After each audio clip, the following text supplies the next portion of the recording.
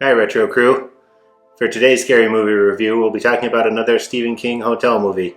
That's right, we're talking about 1408. I'm Matt. I'm Brian, and we're the Retro Sons.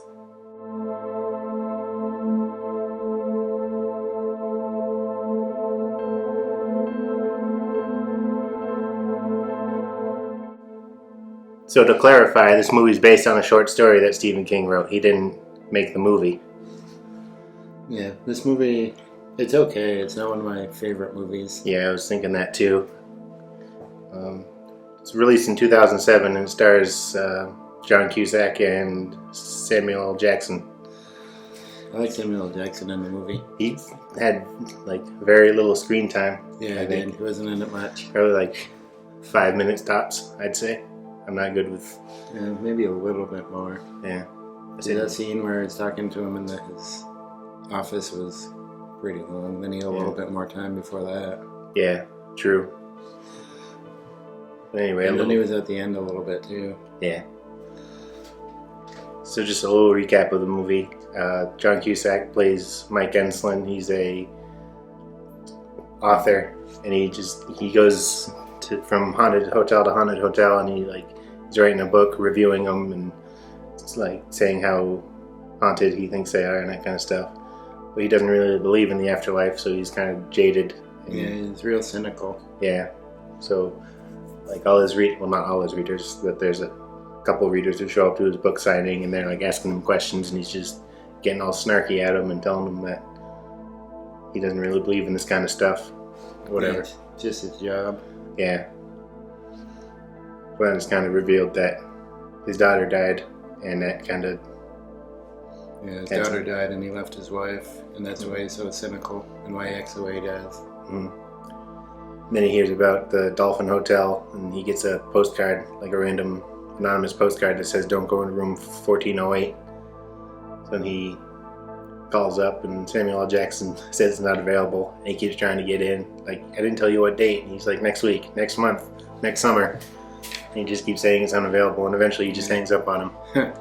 But then his publisher... Tony Shalhoub is his publisher. Yeah, I was getting to that. His publisher, played by you. His publisher... I wanted to say it. You get to say the two main characters.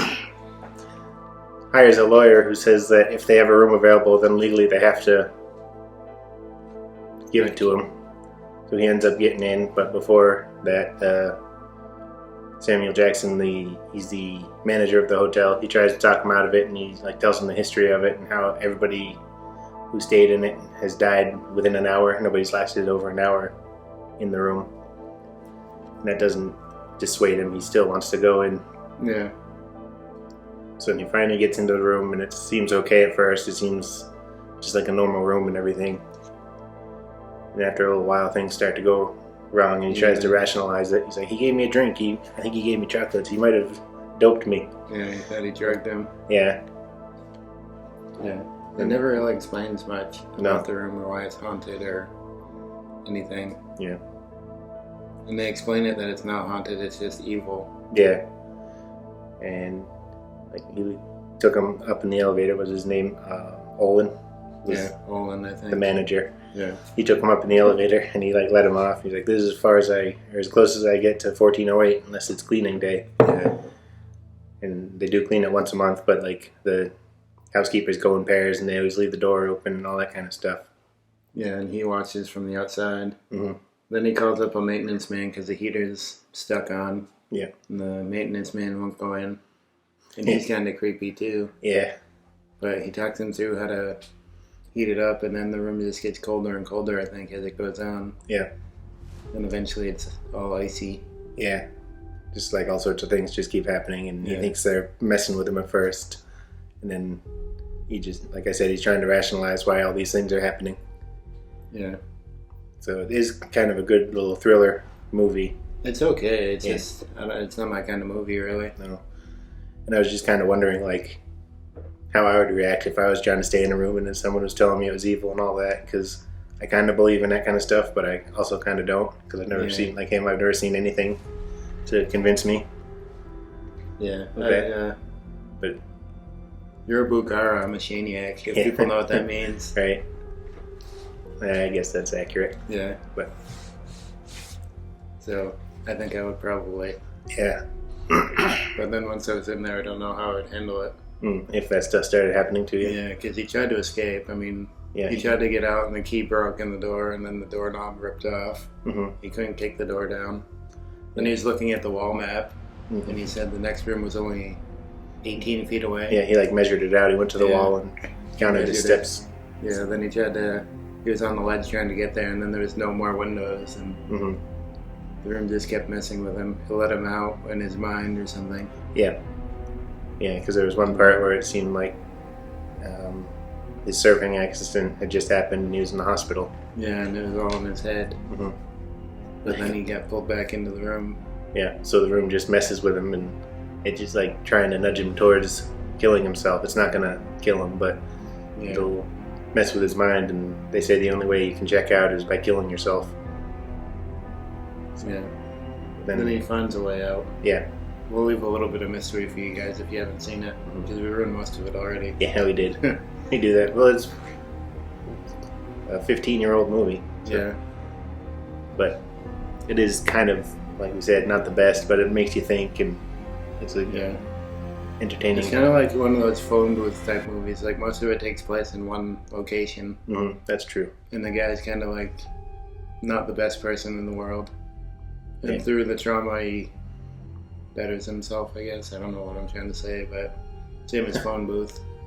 Yeah, just like a really big character arc type of thing. Yeah. Like they're Through cynical. one thing that happens like in one main location. Phone booth is a little bit worse at it. I don't Because it's in a phone booth, not in a hotel room, but know that I've seen that one, but I might have. I know it's Colin Farrell, I think. yeah. Now it's kind of in the same vein as this movie. Yeah. More not like a psychological horror thriller type though, is it? It's more No, of it a... is. Oh, is it? Yeah. Oh, I thought it was like someone doing it to him. Well, yeah, it is someone doing it to him, so maybe not. Yeah. Like this is more Supernatural. paranormal. That's Yeah. it. What else was I gonna... Oh, I had heard that there's like multiple different endings, and the one that we saw in this wasn't like the original. Because Oh, really? Yeah. I don't remember what it said the original one was, but then there was the one that we saw, and then there was a slight variation of the one that we saw. Oh, is it how the book ended? Or no? I don't know. Might be. Or the short story? Yeah. But Yeah, I never heard that. Maybe they're on the desk. We can check it out later. yeah, we can. Well, I was going through the IMDb page to see if there's anything, because you said Samuel L. Jackson might be the devil. Well, they made it seem like he was. You're the devil, Mitch. Oh, Bob, shut up. Classic. Yeah. But no, I didn't really get the feeling that he might be the devil. I did, the way they portrayed him at the end.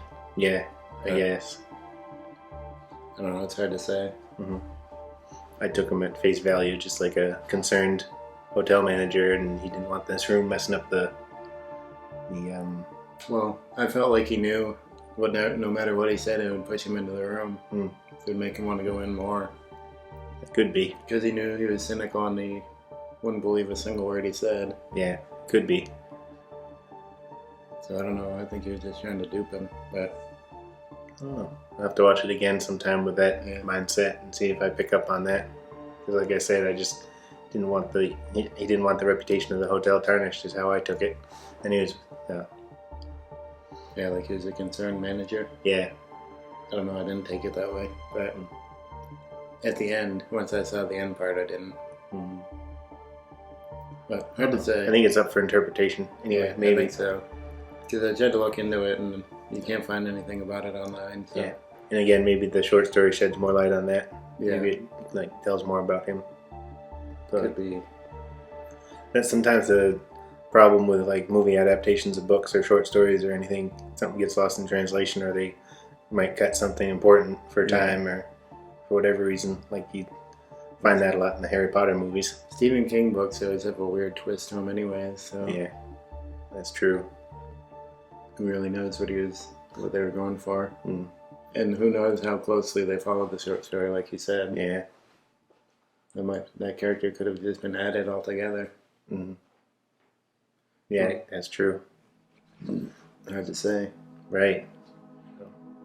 So let us know if you've seen this movie. Let us know if you think it's better than The Shining. Like, comment, subscribe, and we'll see you in the future. To talk more about the past.